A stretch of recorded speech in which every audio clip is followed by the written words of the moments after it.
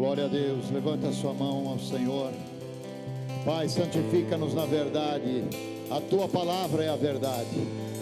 Senhor, nós pedimos que Tua santidade, Senhor, se manifeste em cada coração, e que esta palavra venha nos abençoar, nos purificar, melhorar, nos corrigir, Senhor, e trazer para nós a revelação daquilo que nosso coração precisa nessa noite. Obrigado pela Tua presença, obrigado pelos irmãos que vieram, obrigado pelas crianças que estão ali no culto das crianças, obrigado, Senhor, por aqueles que estão em seus lares, muitas vezes impossibilitados através de problemas de saúde, que estão, ó Deus, acompanhando o culto, e toda pessoa que for acompanhar esse culto em um outro tempo, em outro horário, que o Senhor fale de uma forma poderosa, em nome de Jesus, e todos digam amém. Glória a Deus. Podem sentar. Nós vamos abrir nossa Bíblia no livro, no Evangelho que o médico Lucas escreveu, né? E nós vamos continuar um pouquinho mais com o binóculo, né? Ler a parábola do pai amoroso, do filho pródigo, do irmão mais velho, como você gostaria de chamar? Isso aqui é tudo título que os tradutores deram para a Bíblia. Originalmente não existe isso. Os tradutores, para facilitar, colocam lá a parábola da ovelha perdida, a parábola do filho pródigo. Mas foi uma história espetacular contada por Jesus, que atravessa os séculos e que tem sempre um ensinamento novo para nós. Nós anunciamos nas redes sociais hoje que o tema seria o drama do filho mais velho. Nós estamos no mês da reconciliação, né? E nós fizemos um propósito que esse mês nós nos estaríamos buscando uma proximidade maior com Deus, nos reconciliar com Deus em todos os aspectos, e também nos reconciliar com qualquer pessoa que tenhamos tido qualquer atrito, conflito, estamos separados, e procurar perdoar, liberar perdão pelo menos, né? Para que você possa ter o coração suave, limpo, leve. Não vale a pena você carregar nenhum tipo de peso desnecessário, mesmo porque nós estamos chegando na hora final da igreja, e nós precisamos estar preparados para ouvirmos o som da trombeta. Então, nós vamos agora, primeiro definir aqui o que significa a palavra drama, o drama do irmão mais velho. O que é um drama? Antes de ler, eu vou definir para você poder entender a mensagem. Drama é uma encenação. Drama é onde o cômico se mistura com o trágico. Para começar. Mas aí eu gostei dessa. Tem duas definições. É um comportamento que demonstra exagero. É uma pessoa exagerada nas queixas, que se queixa exageradamente sobre uma determinada situação. Então hoje nós vamos desdramatizar toda pessoa que tiver drama. Vai sair daqui desdramatizado em nome de Jesus. Amém? Sem drama.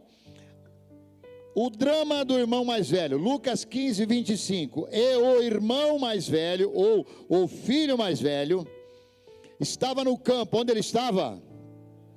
Estava no campo, e quando veio e chegou perto da casa, ouviu a música e as danças, e chamando um dos servos, perguntou-lhe o que era aquilo, e ele disse-lhe: veio teu irmão, e o teu pai matou o bezerro cevado, porque recebeu som e salvo. Mas ele indignou-se e não queria entrar. Saindo o pai, estava com ele. Mas respondendo ele, disse ao pai: eis que te sirvo há tantos anos, sem nunca transgredir o teu mandamento. Olha o drama, olha o drama, olha o drama. Quem é que nunca transgrediu um mandamento? Olha o dramático aqui. Nunca transgredi o teu mandamento, e nunca me deste um cabrito para alegrar-me com os meus amigos. Vindo, porém, esse teu filho que desperdiçou a tua fazenda com as meretrizes, mataste-lhe o bezerro cevado. E ele disse-lhe: filho, tu sempre estás comigo, e todas as minhas coisas são tuas. Mas era justo alegrarmos e folgarmos, porque este teu irmão estava morto e reviveu, tinha se perdido e foi achado. Hoje nós vamos aqui aprender que, ainda que escondido, tem muita coisa do irmão mais velho dentro de nós. Tem muito drama dentro de cada um de nós, e nós precisamos sair desse estado de dramático, cômico, e entrar num estado de gratidão e contentamento. É uma parábola que, como disse, todo mundo já ouviu um dia falar, uma história, a história do filho pródigo, só que só se fala do irmão pródigo, mais novo, mas tinha um pródigo mais velho. E eu gosto de analisar sempre com o binóculo, então não podemos deixar nada de ensinamento se perder dentro desta famosa história, onde temos 3 protagonistas principais: o pai, maravilhoso pai, né? O filho caçula, ou o moço, como diga aqui no versículo 12, ele é chamado de moço, o mais moço, e depois o mais velho. Então temos o filho caçula e temos o primogênito, que é, no caso, o mais velho. A cena aonde acontece essa história, o cenário, o ambiente dessa história, é uma fazenda muito bem sucedida. Imagine uma fazenda muito bem sucedida, com muitos funcionários, muitos servos, um fazendeiro bem sucedido. Não sabemos se ele era viúvo, talvez, porque nada é dito da mãe aqui, não se faz menção da mãe, mas fala-se de 3 personagens principais aqui, fora os empregados. E o que acontece é que, num momento, o filho mais novo, algumas surpresas de cara nós já temos nessa parábola. Primeiro, a surpresa de que o filho mais novo pede a herança com o pai vivo. Geralmente uma herança é transmitida após a morte do pai, os pais, e a herança fica para os filhos. Mas ele quer adiantar, ele antecipa a herança, ele quer a herança antes. Essa é uma primeira surpresa. A segunda surpresa é que o pai faz isso, o pai concede a herança e dá. É uma surpresa também. A terceira surpresa é que o filho que fica, ele praticamente não pede a herança, mas ele não desfruta do que está na sua mão para ele. Então são algumas coisas interessantes, como resumo desse moço que chega e pede, o pai dá o dinheiro para ele, ele sai com o dinheiro, bolso cheio, e começa a viver. Quando você tem dinheiro, você tem uma vida fácil, tem amigos, tem lugar para dormir, tem hotel, tem isso, e o dinheiro acabou. O dinheiro sempre acaba se você não aplicar ele direito e não fazer ele multiplicar. O que vai acontecer? Ele fica sem emprego, sem trabalho, e vai trabalhar num chiqueiro, uma história bem conhecida, e ali ele tem vontade até de comer a comida dos porcos, mas só que essa passagem nós já pregamos, então estou só fazendo um resumo, né? E ele então se levanta e vai ao seu pai o aceita, o recebe, recoloca ele na casa, e aí entra o irmão mais velho em cena, que é o que nós vamos falar aqui, né? Como teria sido a criação desses meninos? Uma casa onde tem mais que um filho, sempre vai haver algum tipo de diferença. Como será que esse pai, talvez junto com a mãe até um tempo, depois talvez a mãe tenha morrido, talvez a mãe não tinha voz ativa, como esses 2 irmãos foram criados dentro daquela fazenda, para que nós tenhamos, para que nós possamos ver a reação desse moço mais velho, porque a reação foi dramática. Você vai ver, eu vou entrar no texto já. Você vai ver que cômico que foi a reação dele. E aí tem que haver alguns porquês. Como era a relação desses 2 irmãos? Será que aquela mágoa, aquele drama que ele tinha pelo irmão mais novo não era referente a algum tipo de coisa lá do passado? Por isso que a nossa vida tem que passar por uma triagem espiritual. Nós temos que passar pelo encontro com Deus e outros encontros, para que nós sejamos sarados de acontecimentos que ficaram lá atrás e que fazem diferença no começo, aliás, no presente da nossa vida. Já aprendemos no ato de reconciliação 1, que aquele pai, a parte do pai foi correr, abraçar, beijar, vestir, colocar anel, dar sapato, dar festa. Quem não assistiu essa pregação está no YouTube, Atos Reconciliadores, parte 1, é linda, do Dia dos Pais. Quem não assistiu também a segunda, que eu falo do filho mais novo, também está no YouTube lá. Você pode puxar Atos Reconciliadores, parte 2. E essa será a parte 3, com o filho mais velho. Então nós vimos no domingo passado que o filho, para receber o tudo do pai, o que ele tem que fazer? Ele se levanta, ele vai, ele fala, ele confessa, ele se humilha e ele desfruta daquela palavra que o presbítero Gervásio definiu muito bem aqui, um catalasso, que significa, o significado da palavra reconciliação. Catalasso, uma mudança, uma transformação do chiqueiro à casa da fazenda. Então houve uma transformação. E o terceiro personagem vai entrar agora na nossa história. Ele é chamado de o filho mais velho. Ele não gostou nada do que estava vendo. Ele não gostou nada daquele acontecimento, da volta do irmão para casa. A Bíblia diz e usa uma palavra muito forte. Esta palavra é uma palavra indignou-se.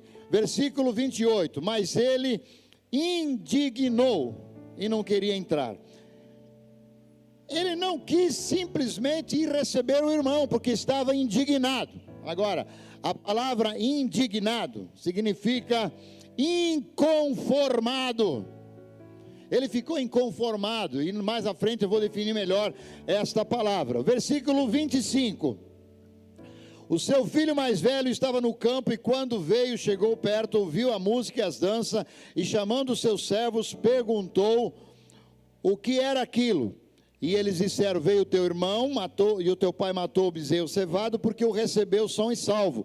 Mas ele indignou-se e não queria entrar. A primeira coisa que a gente vai ver aqui, aonde ele estava quando a festa começou. Verso 25, estava no campo. Ele estava no campo. E aí diz que ele chegou perto da casa. Então, vamos começar a analisar o drama desse filho. Ele não estava em casa com o pai. Mas ele devia estar trabalhando. Pode ser e pode não ser. Pode ser que ele tinha assumido uma postura de distância do pai. Ficar no campo. Não ter intimidade com o pai. E a Bíblia diz, longe da casa. Quando veio, chegou perto da casa. Ele não chegou na casa, ele chegou perto e parou. Então ele estava longe de casa. Primeira coisa, um filho que não tem proximidade com o pai, prefere o campo do que o convívio do pai, e prefere estar longe da casa. Ele não está na casa, ele está perto da casa, e esse é um grande problema.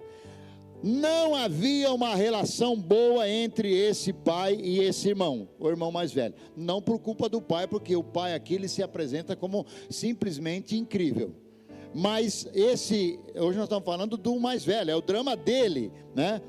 E eu vou passar um vídeo agora. Será que a gente consegue passar? Vamos apagar as luzes. Eu quero que você reflita sobre esse vídeo, é um vídeo gaúcho, que fala da relação de pai e filho. Vamos lá.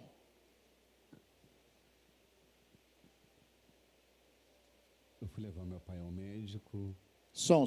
Fiquei responsável pelos seus pertences, celular, carteira. E tinha que fazer a ficha de entrada no hospital, o prontuário. E tinha algumas perguntas básicas, tipo sanguíneo, fez alguma cirurgia, qual medicação que toma, alergia, e eu não sabia nada. Eu fui reprovado como filho. Eu fiquei com vergonha, porque para mim pai é somente receber. Eu não tinha essa noção de que eu não era amigo do meu pai. O caminho é esse. Você pode passar a vida inteira apenas recebendo e não conhecendo seu pai. Seu pai ou sua mãe podem ser estranhos íntimos. E você não se esforça para se aproximar do pai e da mãe. O lindo é quando você é filho, aprende a ser amigo, para depois ser irmão dos pais, para no fim da vida ser pai dos pais. Inclusive fez um livro, né, Chico? Cuide dos seus pais antes que seja tarde, né? Foi baseado... Onde é que tu te deu esse estalo para fazer esse livro? Foi nesse momento do prontuário. Ah, é?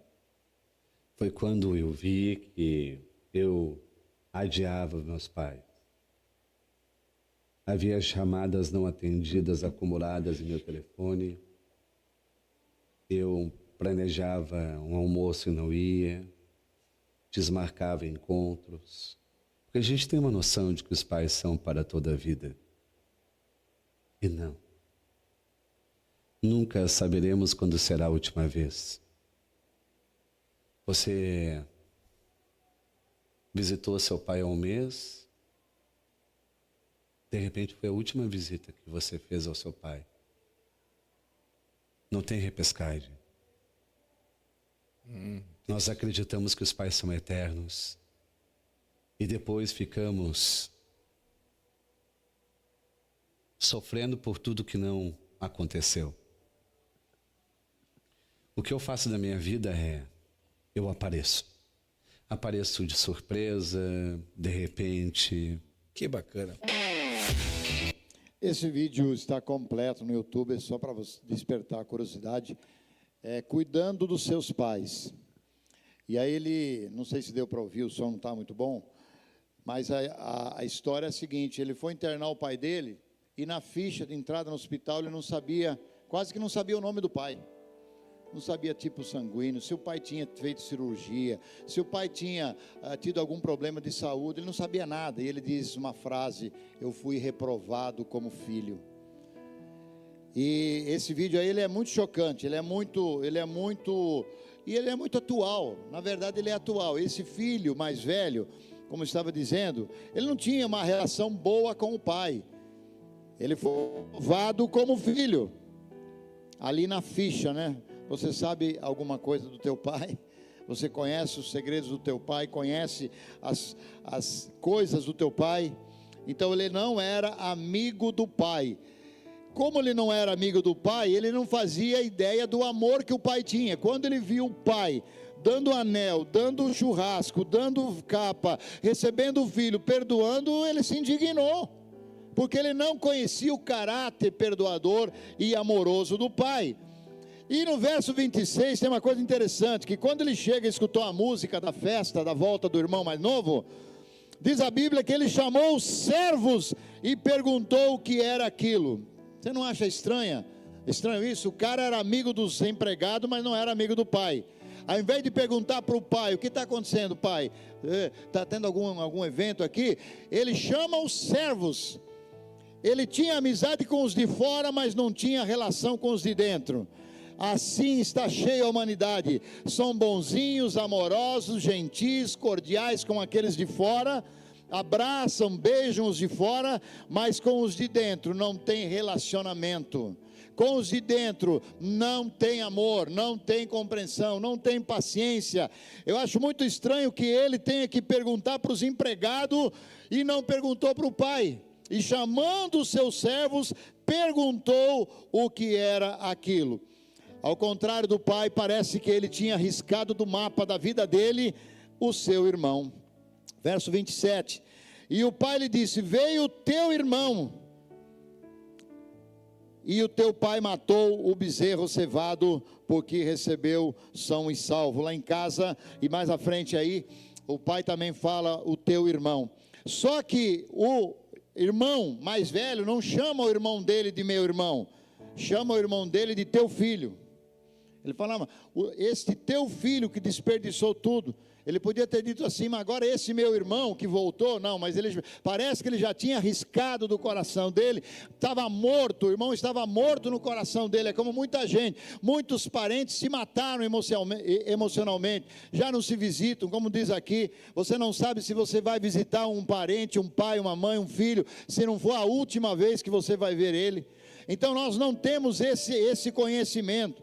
E aqui claramente se vê que esse dramático irmão mais velho já tinha arriscado da sua vida o irmão mais novo. E quando ele volta, ele fala assim, não, quem que é esse daí? É teu filho. Se é teu filho, é meu irmão, mas ele não assume isso, né? O versículo 28, continua na Bíblia: ele indignou-se e não queria entrar, e saindo o pai, insistia com ele. Indignou-se. Definindo essa palavra agora mais precisamente: raiva. Indignar-se é sentir raiva. Indignar-se é sentir desprezo. É uma ira intensa. Agora eu vou dizer uma coisa sobre a ira. A ira é um dos sentimentos mais nocivos que existe na alma, na personalidade do homem. Em alguns lugares, a ira, ela é a porta de entrada para demônios. A ira incontrolada é a preferida porta de demônios para entrar na vida da pessoa e fazer a pessoa fazer loucura por causa da sua ira.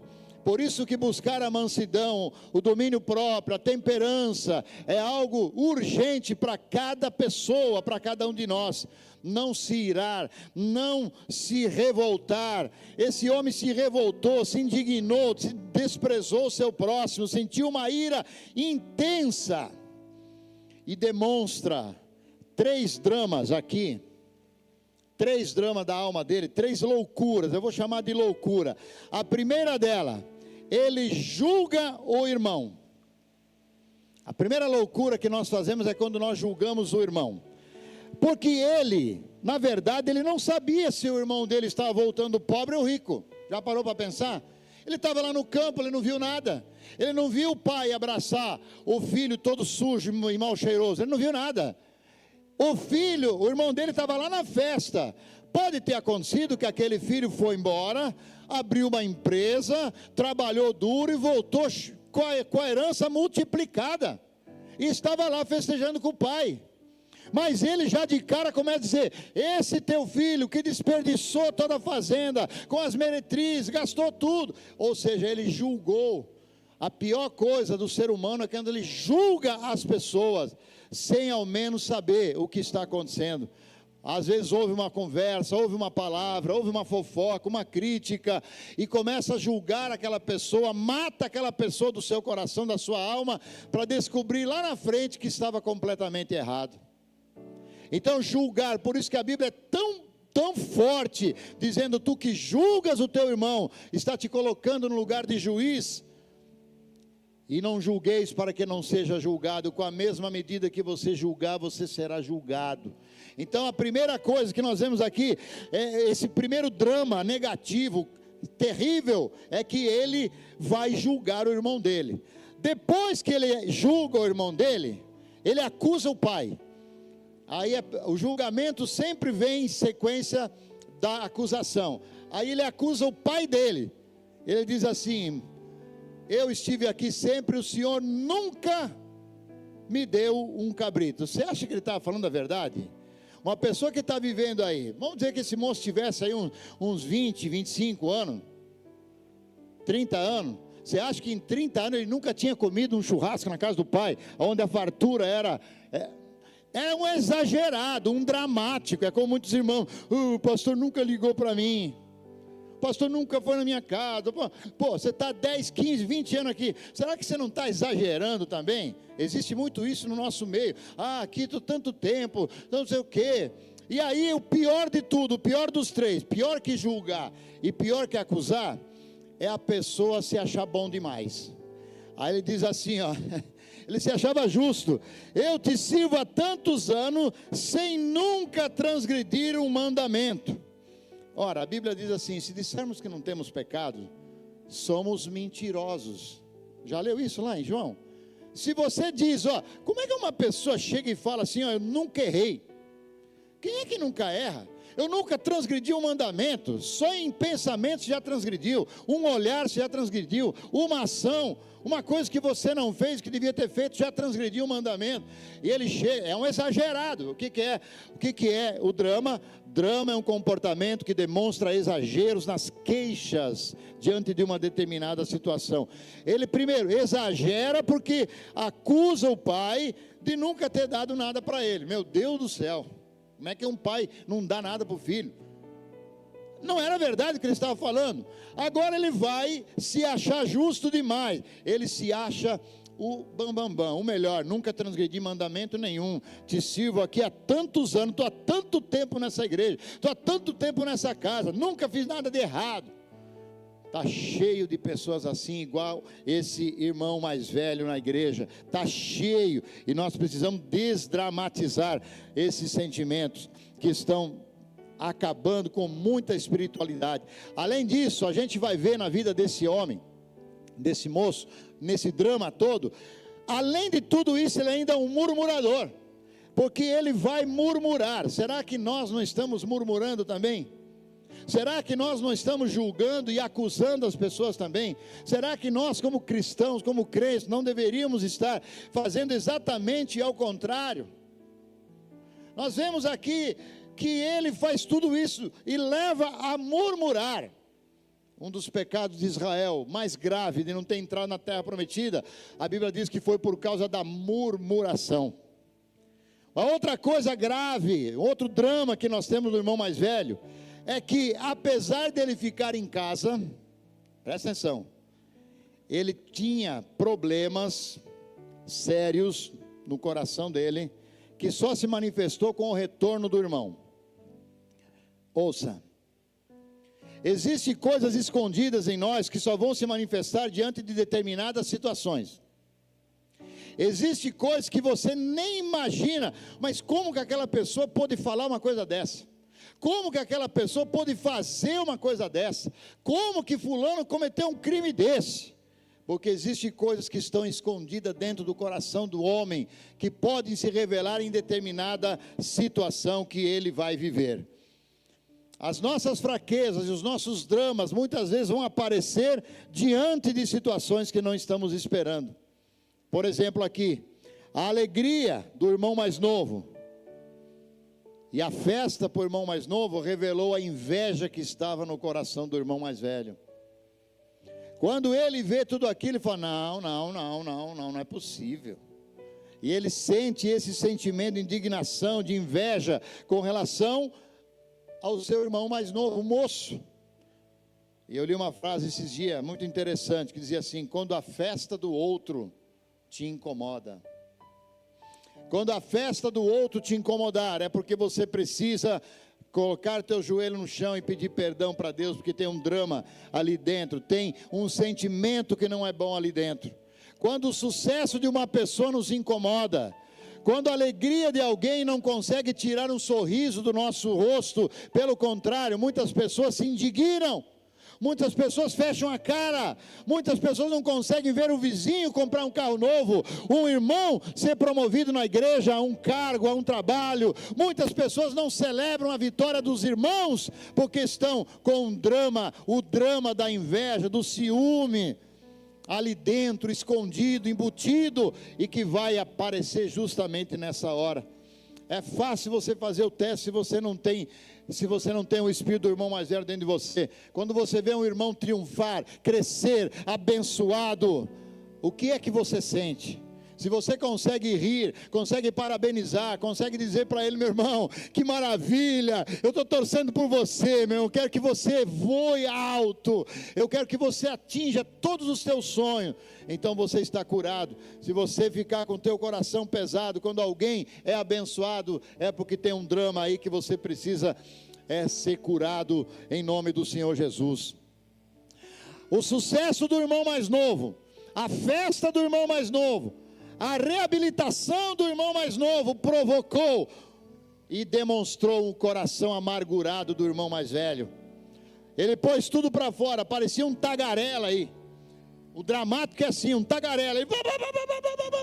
O pai estava assim, ó, e o filho, ó, descendo o porrete. Meu pai, eu te sirvo aqui, não tem cabrito, não tem nada, eu não quebro teus mandamentos, estava lá trabalhando, ralando, e esse teu irmão vem, o senhor faz isso, parecia um tagarela dramático na frente do pai, soltando e vomitando tudo aquilo que estava ali dentro do coração dele. Eu fico pensando às vezes, irmão, como é que pode, como é possível você ter um pai tão doce e ser tão azedo assim? Como é possível um marido ter uma esposa tão doce e ser Nem vou dizer. E o contrário também. Como é possível a esposa ter um marido tão doce e ser tão amarga? O pai, no versículo 31, depois que ele escutou tudo aquilo lá, ele diz: filho, ele não briga, ele escuta calado toda a acusação que levou do filho, a afronta que levou do filho, e ele ainda diz: filho, olha a doçura desse pai, tu sempre estás comigo, todas as minhas coisas é tua, tudo que tem aqui na fazenda é teu. Que conversa é essa de nunca comer cabrito? O que é isso? Tudo aqui é teu.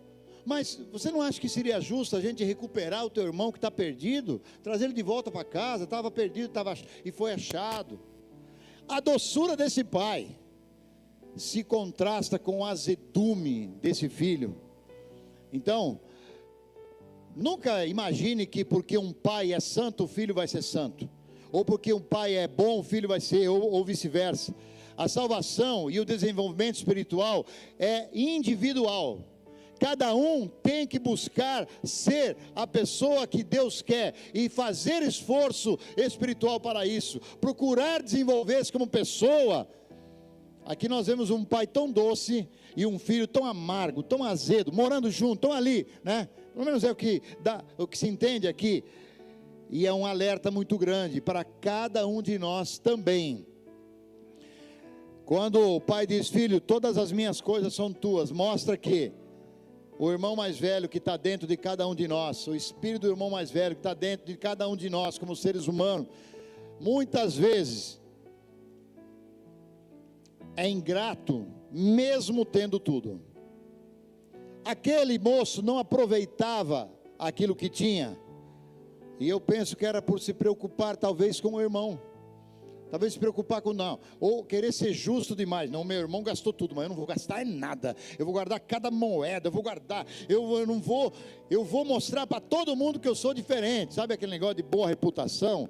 Muitas vezes a boa reputação torna-se inimiga do homem espiritual, porque ele só quer fazer para ser visto pelos homens, ter uma boa reputação para ser visto pelas pessoas. Oh, que homem, oh, que pessoa, oh, esse sim é um filho bom, nunca gastou dinheiro, nunca desperdiçou nada. E esse homem estava dentro desse processo, ele não aproveitava nada, porque ele talvez pensava no irmão que tinha gastado tudo, e o pai diz: filho, tudo aqui é teu, é para você desfrutar. Isso me leva lá no Éden. O diabo ofereceu para Adão e Eva o que eles já tinham. Eles tinham tudo. Eles tinham tudo. Meus irmãos, e aí vem a serpente lá e vai oferecer. Eles vão cobiçar alguma coisa que eles entendiam que eles não tinham. Foram enganados porque não tinham, naquele momento, não desenvolveram um espírito de contentamento. Deus tinha dado tudo. A palavra toda e tudo aparece ali no Gênesis um montão de vezes. De toda árvore, de todo fruto, de toda, ou seja, tudo, toda, tudo, todo, tudo, toda, todas as minhas coisas são tuas. Adão, Eva, tudo que eu criei para vocês, todas as minhas coisas são tuas. Mas foram enganados porque não havia um espírito de contentamento. O mais velho tinha tudo, mas naquela fazenda era a pessoa mais triste que tinha. Nem os servos eram tão tristes, que eram considerados escravos, né? Trabalho forçado, trabalho duro. Nem os servos eram tão azedos e amargos quanto o filho. Olha que triste, gente, olha que triste. Sempre insatisfeito, sempre criticando, sempre de cara feia, sempre olhando defeito. Como tem gente assim, que deveria ser tão feliz e é tão triste.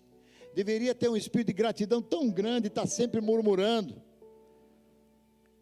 Algumas lições como conclusão dessa mensagem, desse drama que nós estamos avaliando aqui. Número 1, temos muito mais do que precisamos e muitas vezes somos ingratos.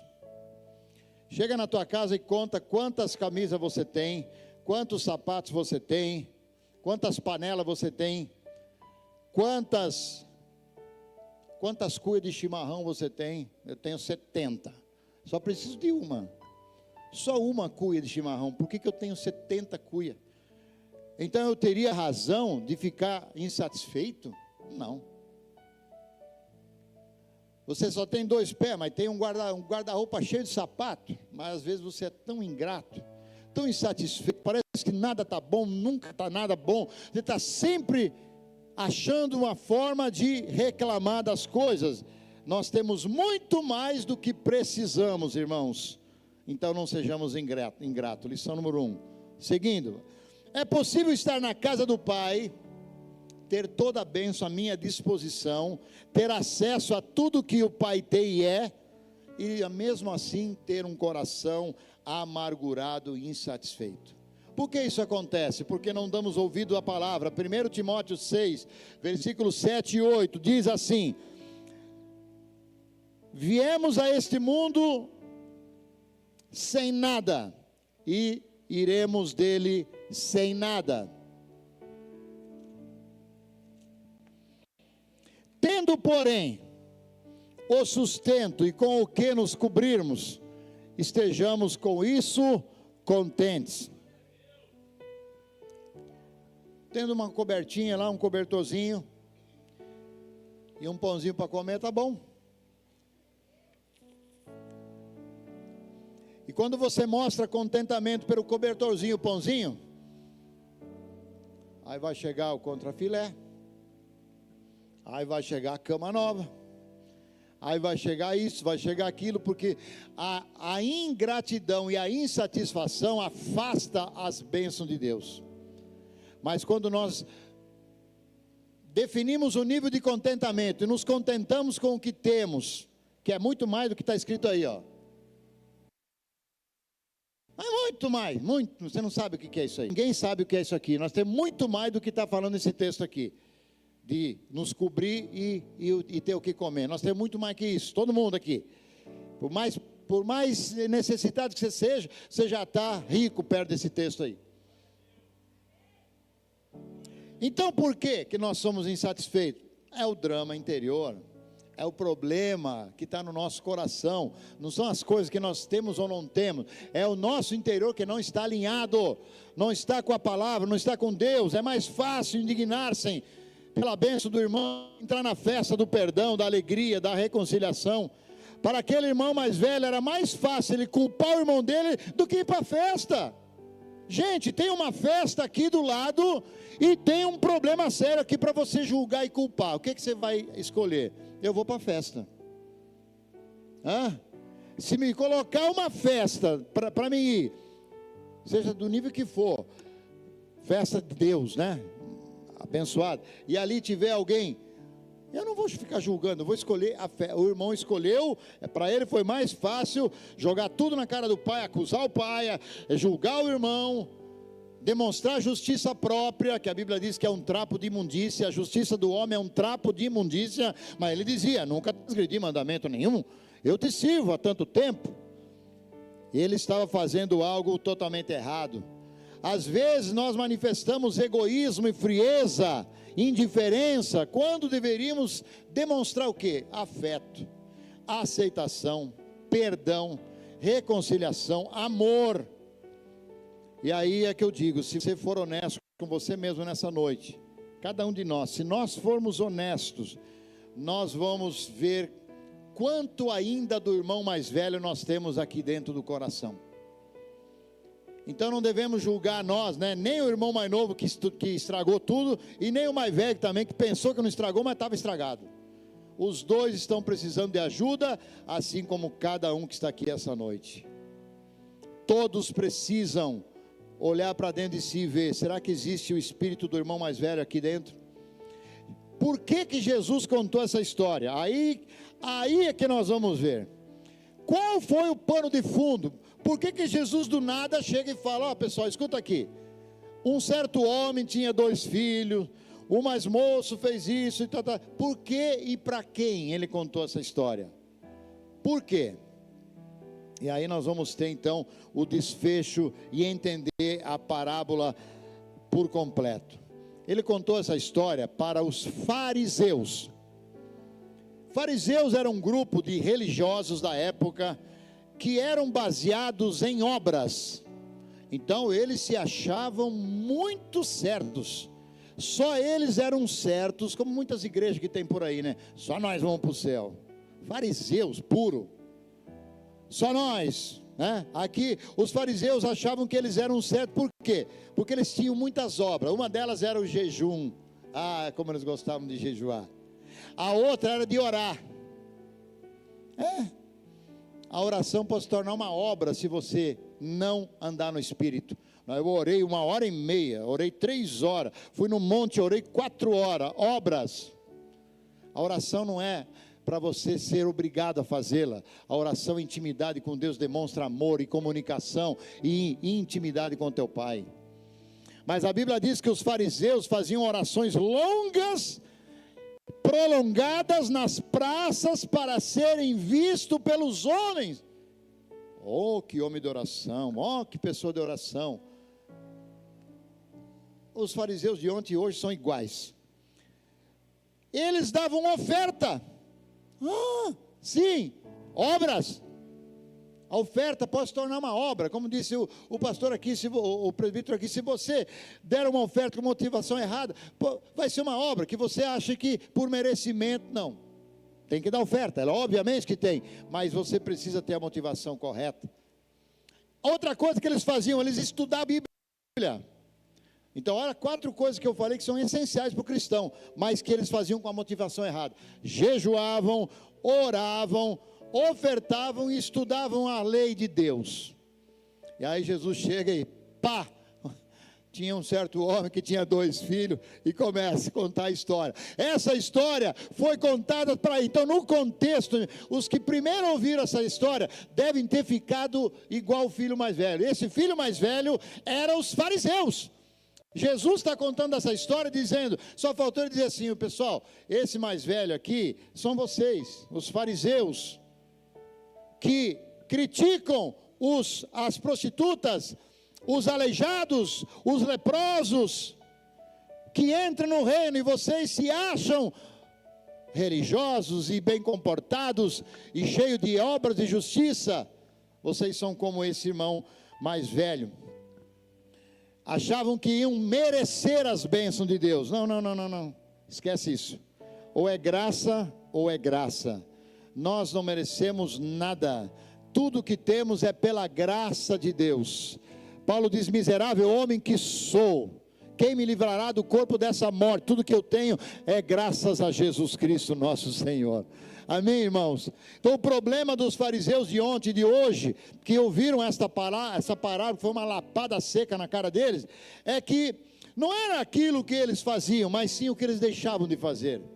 Sabe, irmãos, o problema da igreja hoje não é o que a gente faz, o problema é o que a gente deixa de fazer. E aí eu quero chamar você para Mateus 23, 23. Mateus 23, 23. Ai de vós, escribas e fariseus. Sabe quem eram os escribas? Estudavam a Bíblia, copiavam os pergaminhos. Ai de vós, escribas e fariseus. Olha o elogio que eles vão ganhar agora. Hipócritas, porque dizimais a hortelã, o endro, o cominho e desprezai o mais importante da lei, o juízo, a misericórdia e a fé. Deveis, pois, fazer estas coisas e omitir aquelas. Condutores cegos, que coais um mosquito e engolis um camelo. Então o problema dos fariseus aqui não era o que eles faziam, porque eles davam dízimo até da hortelã. Eles faziam mais certo que muitos crentes de hoje. A Bíblia diz que você tem que trazer todos os dízimos. Fez um servicinho lá, quanto que deu dízimo? Tá. Você, o salário que tal? 13º, tá. Tudo, de tudo você tem que dar o dízimo, a Bíblia diz. E muitos não fazem isso, mas os fariseus faziam. Mesmo assim levaram uma lapada seca. Eles faziam isso, vocês dizimais a hortelã, o endro e o cominho, até das especiarias, da pimenta, podia aumentar a lista aí da pimenta, do sal, vocês dão dízimo de tudo isso, minuciosamente, vocês são corretos, mas vocês esquecem da misericórdia, vocês esquecem da fé, e do juízo. Deveis fazer isso e não fazer aquilo. O bom é fazer as duas coisas. O bom é você ser dizimista, ofertante, jejua, ora, estuda a palavra de Deus, mas não tem o espírito do irmão mais velho dentro de você. Quando tem que exercer perdão, perdoa. Quando tem que exercer misericórdia, exerce. Quando tem que ser uma pessoa grata, uma pessoa satisfeita com o que tem que ser, e não demonstrar esse tipo de comportamento. Então o que Jesus está contando aqui? Que o irmão mais velho também precisava se arrepender. Domingo passado eu falei do arrependimento do irmão mais novo, mas o irmão mais velho, que achava que não precisava de arrependimento, tinha que se arrepender, porque lá em Lucas 13:5 diz que se todos não se arrependerem igualmente, morre todo mundo. Então o arrependimento é para todos. Olha aqui, ó. Se vós não arrependerdes, todos de igual modo perecereis. Perecer, vai morrer, se não se arrepender. Então não tem essa de, aquele drogado lá tem que se arrepender. Aquele colarinho branco lá, de terno e gravata lá, que está lá roubando lá na política, também tem que se arrepender igualzinho. Aquele ladrão que está preso lá tem que se arrepender. E aquele juiz que está fazendo coisas horríveis só porque tem uma toga preta, tem que se arrepender também. Todos têm que se arrepender de igual modo. O homem pecou e está destituído da glória de Deus. Não existe bonzinho, não existe melhor, não existe nada. Todos são pecadores e todos precisam se arrepender. Então, final dessa mensagem é para cada um de nós, eu e você hoje, fazermos uma sondagem no nosso coração para procurar o irmão mais velho dentro de nós. Procurar o dramático, o exagerado. Será que você não é exagerado? Pai, você nunca me deu um presente. Quantos você tem? 20 anos. Você tem coragem de falar que em 20 anos você não ganhou um presente do pai? Tem casos assim, mas dá para contar no dedo. É que a nossa memória é curta, a gente recebe tanta bênção, tanta coisa, que a gente esquece rapidinho, depois fica com assim, nunca tenho cabrito. Estava até gordo de tanto comer cabrito, aquele irmão mais velho, eu imagino. E falando que nunca tinha comido um cabrito, nunca tinha comido um... Meu Deus! Vamos sondar o nosso coração nessa noite. E vamos entregar aos pés da cruz todo esse sentimento errado. Tudo aquilo que está barrando a nossa comunhão com Deus, porque você pode não perceber, mas quando você está ingrato, insatisfeito, amargo, criticando, falando dos outros, a sua espiritualidade, vai lá embaixo,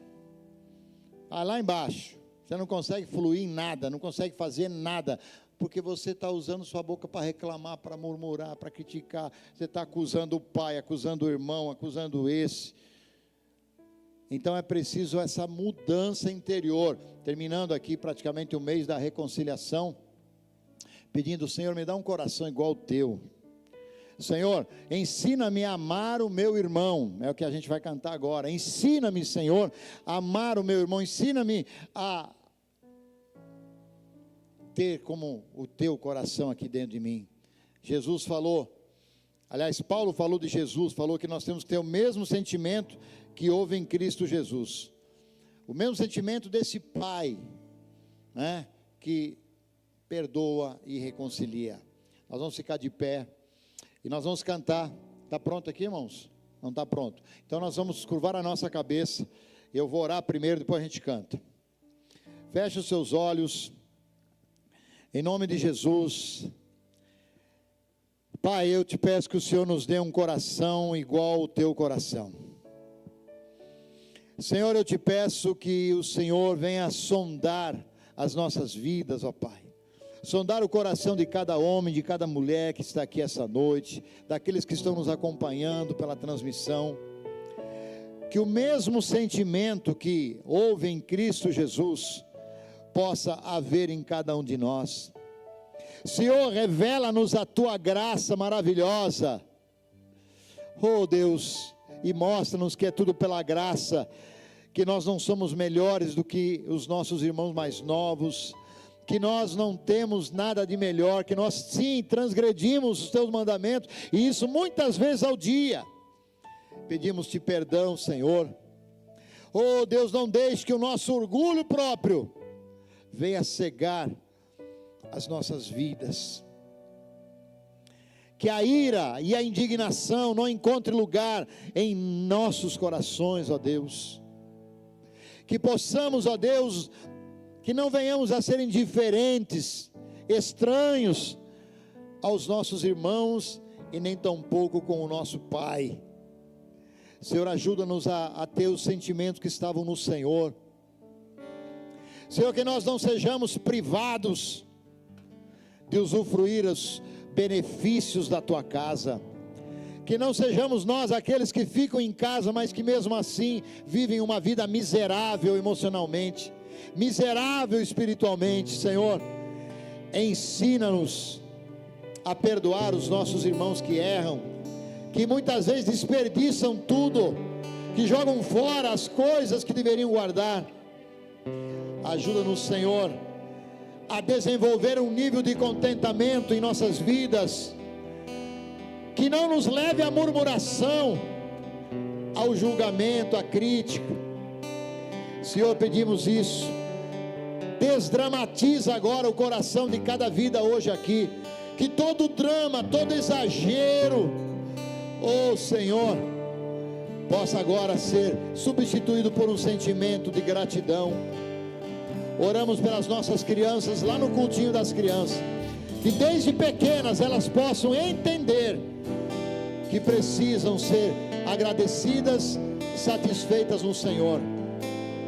Senhor, dá-nos um coração igual ao Teu, em nome